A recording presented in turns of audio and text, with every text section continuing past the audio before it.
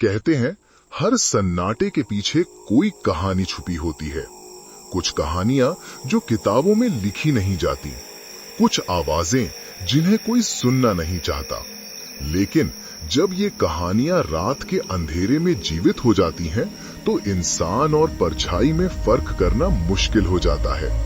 आप सुन रहे हैं अनसुनी कहानियां, जो सिर्फ सुनी नहीं महसूस की जाती हैं, जहां डर सिर्फ सुनाई नहीं देता, आपकी सांसों में उतर जाता है। तो अगर हिम्मत है, मैं हूं अनजान, आपका दोस्त, तो चलो इस सफर पर मेरे साथ। मैं शंकर, एक आम ट्रक ड्राइवर, आज भी जब उस रात को याद करता हूँ तो रीढ़ में एक ठंडी सिहरन दौड़ जाती है। मैं कोई डरपोक आदमी नहीं हूँ। इन सड़कों पर अपनी जवानी खपा दी है, हजारों रातें काटी हैं। कभी टूटे फूटे रास्तों का डर नहीं लगा, कभी सुनसान हाईवे पर अकेला महसूस नहीं किया। मेरा ट्रक जमुना एक्सप्रेस मेरा घर था, मेरा साथी था, और राजू मेरा खलासी, मेरा छोटा भाई था। वो भोला सा लड़का था, अभी 20 का भी नहीं हुआ था। उसके सपने थे, घर बनाना चाहता था, और मेरा भी परिवार था, एक पत्नी और 2 स्कूल जाते बच्चे, जिनकी फीस, घर का किराया सब मेरी इस कमाई पर निर्भर था। हमारा जीवन सरल था, सामान लादो, पहुंचाओ, अगले दिन फिर वही। ये सड़कें हमारी पहचान थीं, इन पर दौड़ते हुए ट्रकों का शोर हमारा संगीत। लेकिन उस रात सब कुछ बदल गया। एक शाम जब हम एक छोटे से कस्बे के ढाबे पर खाना खा रहे थे, तभी मेरे मोबाइल पर एक अजीब सी कॉल आई। नंबर अनजान था। शंकर भाई साहब, एक धीर गंभीर आवाज। आपने सुना होगा कि मैं अपने काम के लिए बहुत अच्छी कीमत देता हूँ। जी, कौन बोल रहे हैं? मैंने पूछा, थोड़ा हैरान। मेरा नाम जानने की जरूरत नहीं, बस इतना समझ लीजिए कि एक जरूरी सामान पहुंचाना है, काली पहाड़ी के उस पार पुरानी हवेली तक। काली पहाड़ी, मैंने सुना था उसके बारे में। वो इलाका थोड़ा बदनाम था, लोग कहते थे वहाँ कुछ अच्छा नहीं होता। क्या सामान है और कितना पड़ेगा? मैंने सीधे मुद्दे पर आने की कोशिश की। 5 मटके, मिट्टी के पुराने मटके, लेकिन वो बहुत कीमती हैं और उन्हें बहुत एहतियात से ले जाना है। कोई सवाल नहीं, कोई बीच में रुकावट नहीं। कितना पैसा? राजू ने उत्सुकता से फुसफुसाया। 2 लाख, आवाज ने कहा। मेरे कान खड़े हो गए। 2 लाख, ये तो हमारे 1 महीने की कमाई थी। मेरे बच्चों की स्कूल फीस, बीवी के लिए नई साड़ी, शायद कुछ बचाकर घर की मरम्मत भी हो जाती। मेरी झिझक थोड़ी कम हुई। क्या है उन मटकों में? मैंने फिर भी पूछ लिया। आपका मतलब है क्या नहीं है? आवाज में एक अजीब सी हंसी थी। पर चिंता मत करो, तुम्हें सिर्फ पहुंचाना है, कोई नुकसान नहीं होगा। बस रात के अंधेरे में ही पहुंचाना है, सूरज निकलने से पहले। राजू की आंखों में चमक थी। हाँ भैया, कर लेते हैं। मैंने एक गहरी सांस ली। ठीक है, बताइए कहां से लेने हैं? अगले घंटे हमने ट्रक एक सुनसान गोदाम के बाहर खड़ा किया। एक काली गाड़ी आई, उसमें से 2 नकाबपोश आदमी उतरे। उन्होंने ट्रक के पिछले हिस्से में 5 बड़े पुराने मिट्टी के मटके बहुत सावधानी से रखे। मटके लाल कपड़े में लिपटे थे, जिन पर अजीबोगरीब तांत्रिक चिन्ह बने थे। उनमें से एक मटके से एक बेहद अजीब, मीठी और साथ ही सड़ी हुई सी गंध आ रही थी, जिससे मुझे उल्टी आने जैसी महसूस हुई। मटके छूने पर ठंडे थे, जैसे उनके अंदर बर्फ जमी हो, जबकि बाहर गर्मी थी। मेरे अंदर एक अजीब सी सिहरन दौड़ गई। कोई देरी नहीं, नकाबपोश आदमी ने चेतावनी दी, और रास्ते में खोलकर देखने की सोचना भी मत। मैंने हाँ में सिर हिलाया। पैसा हाथों हाथ मिला, बिल्कुल नया, कुरकुरा। उस पैसे का लालच मुझे उस भयानक रात की ओर धकेल रहा था। हमारा सफर शुरू हो गया। रात की गहराती स्याही ने सड़कों को निगल लिया था। चांद बादलों के पीछे छिपा था और बारिश की कुछ बूंदें पड़नी शुरू हो गई थीं। रास्ते में एक सुनसान पेट्रोल पंप पर हमने रुककर थोड़ी चाय पीने का फैसला किया। वहां एक बूढ़ा फकीर बैठा था। उसकी दाढ़ी सफेद और आंखें लाल। वो हमें देखता रहा। उसकी आंखों में एक अजीब सी चमक थी। अरे बेटा, कहाँ जा रहे हो इस घोर अंधेरी रात में? उसने अपनी सूखी हुई आवाज में पूछा। काली पहाड़ी की तरफ, राजू ने जवाब दिया, हमेशा की तरह उत्साहित। फकीर ने हमारी ट्रक की तरफ देखा। उसकी आंखों में डर और चिंता साफ दिख रही थी। काली पहाड़ी, और ये जो तुम पीछे ले जा रहे हो, ये तो डायन के मटके हैं। मेरे रोंगटे खड़े हो गए। क्या बकवास कर रहे हो बाबा? मैंने उससे कहा, ये सिर्फ मिट्टी के मटके हैं, सामान है। फकीर ने अपना सिर हिलाया। ये मिट्टी के नहीं, ये रूहों के मटके हैं। काली पहाड़ी पर डायन का डेरा है और ये मटके उसी की तंत्र विद्या का हिस्सा हैं। इन मटकों में उसकी आत्मा के टुकड़े बंद हैं, जिन्हें अमावस्या की रात को फिर से जोड़ा जाता है। जो इन मटकों को ले जाता है वो या तो डायन का गुलाम बन जाता है या फिर। फकीर चुप हो गया। उसकी आंखें दूर अंधेरे में घूर रही थीं। या फिर उसका मांस और खून डायन के भोज में शामिल हो जाता है। ये सब अंधविश्वास है। मैंने अपने मन को समझाने की कोशिश की, पर मेरे अंदर एक अज्ञात भाई घर कर गया था। राजू का चेहरा पीला पड़ गया था। वापस लौट जाओ बेटे, फकीर ने कहा। उसकी आवाज में दर्द था। अभी भी वक्त है। तुम जिस नरक की ओर जा रहे हो, वहां से कोई नहीं लौटता।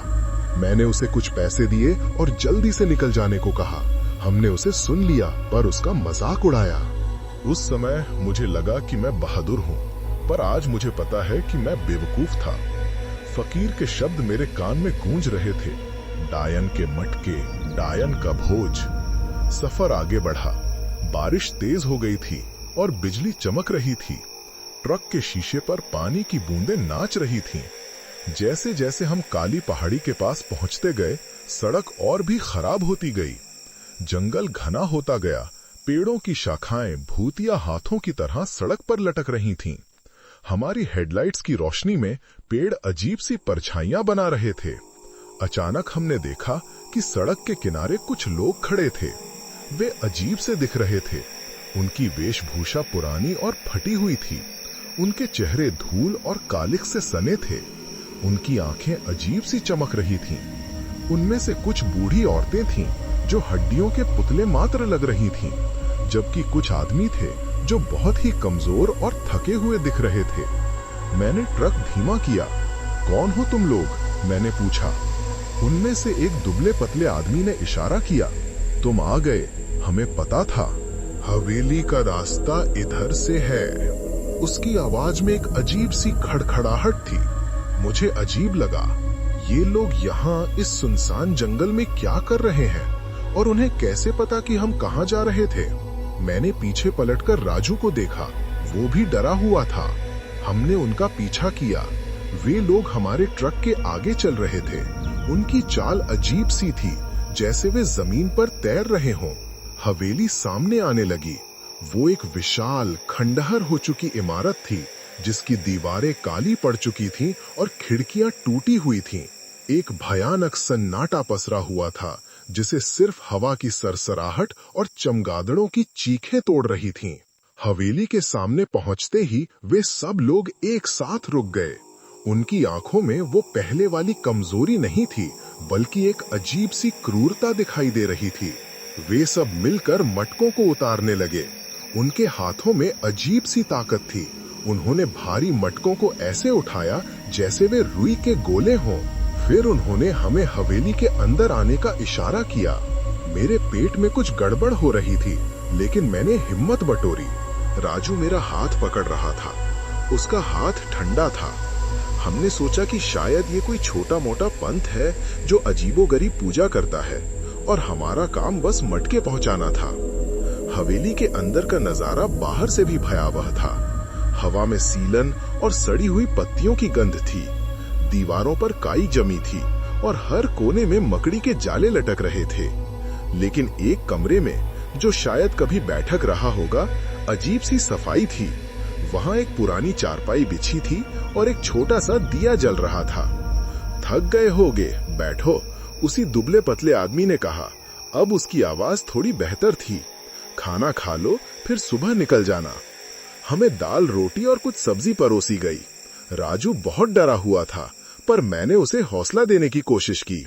देखो, लगता है बस अजीब लोग हैं, खाना खाकर सुबह निकल लेंगे, पैसे मिल गए, काम खत्म। हमने खाना शुरू किया। दाल और रोटी का स्वाद अजीब सा था, थोड़ा मीठा, थोड़ा नमकीन और एक हल्का सा धात्विक स्वाद। मुझे याद आया, यही गंध उन मटकों से आ रही थी। मैं थोड़ा हिचका, पर भूख बहुत लगी थी। राजू ने भी 2-4 निवाले खा लिए। खाने के बाद उन्होंने हमें एक दूसरे कमरे में आराम करने को कहा। वो कमरा भी उतना ही बदबूदार और सीलन भरा था, पर हम थक चुके थे। हमने सोचा कि अब खतरा टल गया है, पैसा मिल गया, काम खत्म, सुबह होते ही यहाँ से निकल जाएंगे। एक पल के लिए मुझे लगा कि फकीर की बातें सिर्फ बकवास थीं। ये सिर्फ कुछ पागल लोग हैं जो पुराने रीति रिवाजों में विश्वास रखते थे। मैंने राजू को दिलासा दिया, चिंता मत कर, सब ठीक है, सुबह होते ही भाग जाएंगे। हम दोनों ने एक दूसरे को देखा और एक पल के लिए राहत की सांस ली, लेकिन वो राहत एक खौफनाक तूफान से पहले की खामोशी थी। रात के गहरे अंधेरे में जब मैं नींद में था, मुझे अजीब सी आवाजें सुनाई दी। ढोल की थाप, अजीबोगरीब मंत्र और एक डरावनी चीख। मेरी आंख खुली। राजू भी जाग गया था, उसकी आंखें फटी हुई थीं।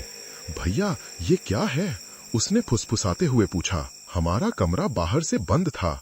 मैंने दरवाजे की दरार से झांकने की कोशिश की। जो मैंने देखा, उसने मेरी आत्मा भीतर तक झकझोर दी। हवेली के बीचों बीच एक बड़ा सा आंगन था। वहां एक भयानक वेदी बनी हुई थी, जिस पर अजीबोगरीब चित्र उकेरे गए थे। हमारे लाए हुए 5 मटके वेदी के चारों ओर रखे थे। उन पर बंधा लाल कपड़ा हटा दिया गया था और मटकों से एक काली चिपचिपी चीज रिस रही थी, जिससे असहनीय बदबू आ रही थी। वे जो कमजोर लोग थे, वे अब अलग दिख रहे थे। उनके चेहरे पर खून की लकीरें थीं और उनकी आंखें अंगारों की तरह चमक रही थीं। वे सब एक उन्माद में नाच रहे थे और उनकी आवाजें अब पहले से ज्यादा कर्कश और जानवरों जैसी थीं। वेदी के सामने एक बूढ़ी औरत बैठी थी, वही बूढ़ी औरत जिसकी हड्डियां दिख रही थीं, जो हमें सबसे पहले दिखी थीं, लेकिन अब वो हड्डियां नहीं थीं। उसके नाखून लंबे, मुड़े हुए और नुकीले हो गए थे।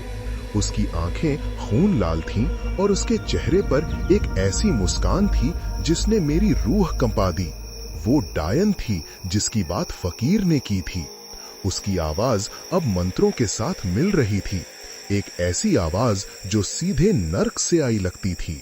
मैंने देखा कि वेदी पर एक और चीज रखी थी, एक इंसानी शरीर के टुकड़े, और उन मटकों के अंदर से कुछ काले चिपचिपे पदार्थ निकल रहे थे जो उन टुकड़ों पर डाले जा रहे थे। वही धात्विक गंध, वही सड़ी हुई मिठास। मुझे याद आया, हमने जो खाना खाया था, उसकी गंध, उस धात्विक स्वाद का मतलब मांस, इंसानी मांस। डायन जोर जोर से हंस रही थी। उसकी हंसी ऐसी थी जैसे सैकड़ों आत्माएं एक साथ रो रही हों।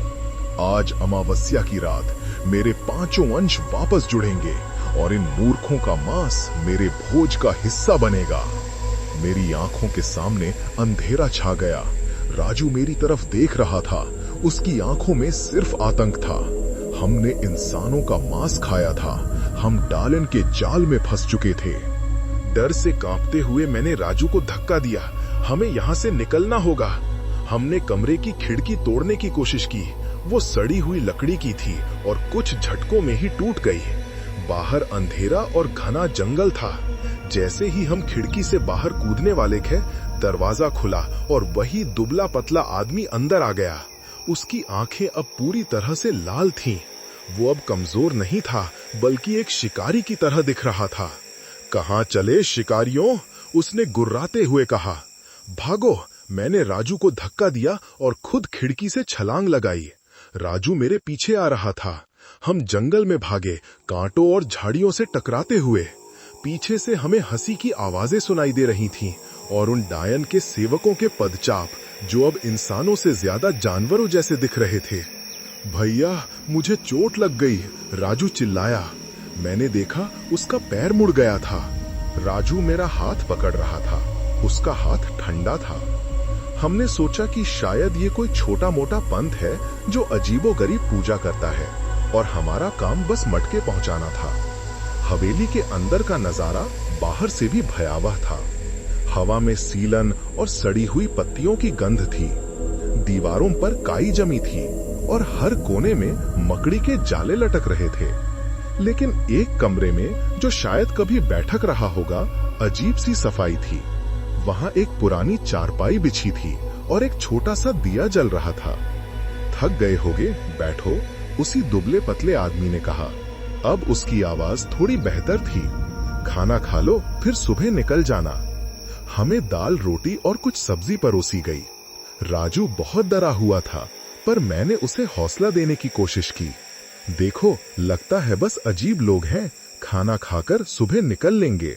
पैसे मिल गए, काम खत्म। हमने खाना शुरू किया। दाल और रोटी का स्वाद अजीब सा था, थोड़ा मीठा, थोड़ा नमकीन और एक हल्का सा धात्विक स्वाद।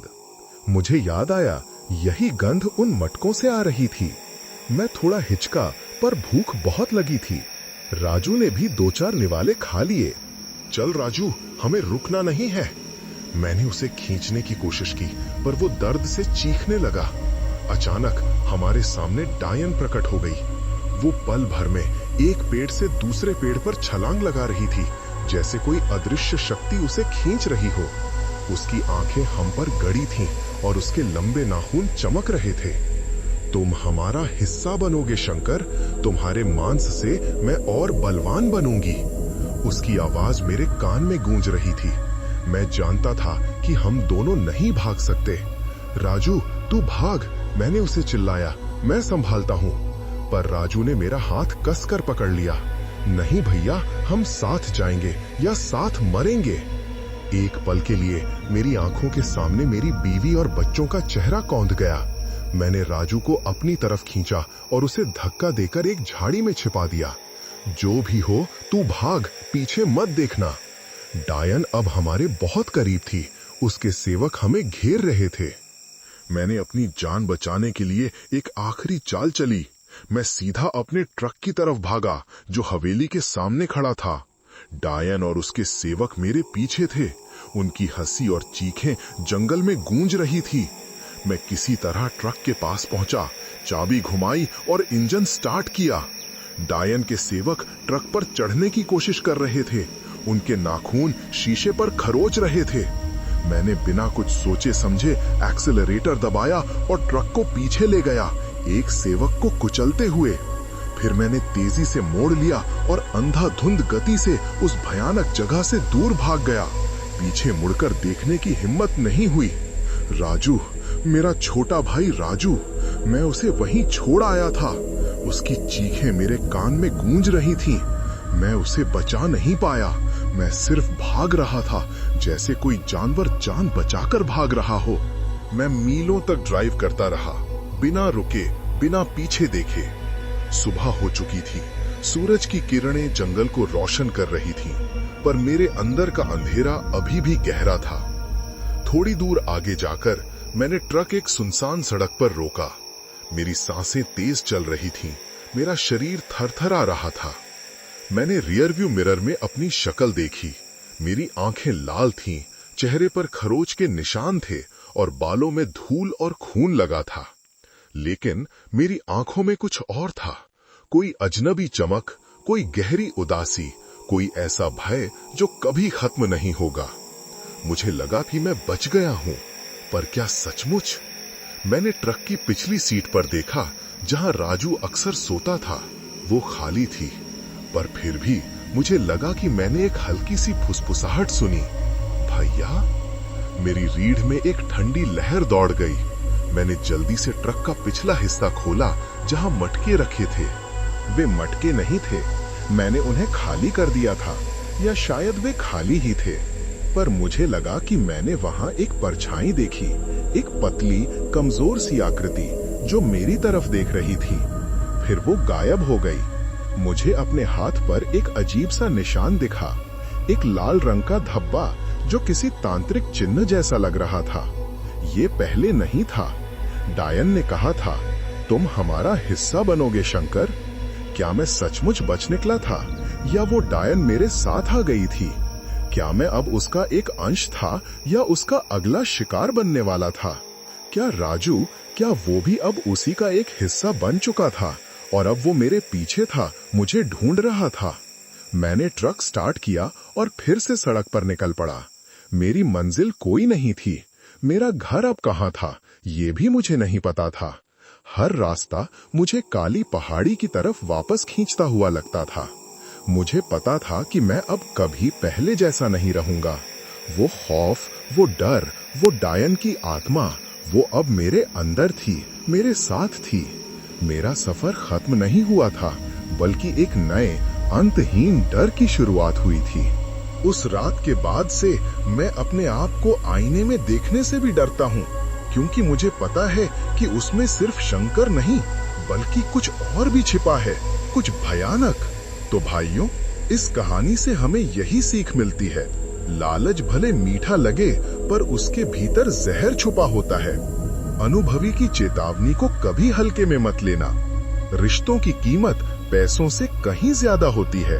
और याद रखो, डर से भागा जा सकता है मगर उससे बचा नहीं जा सकता।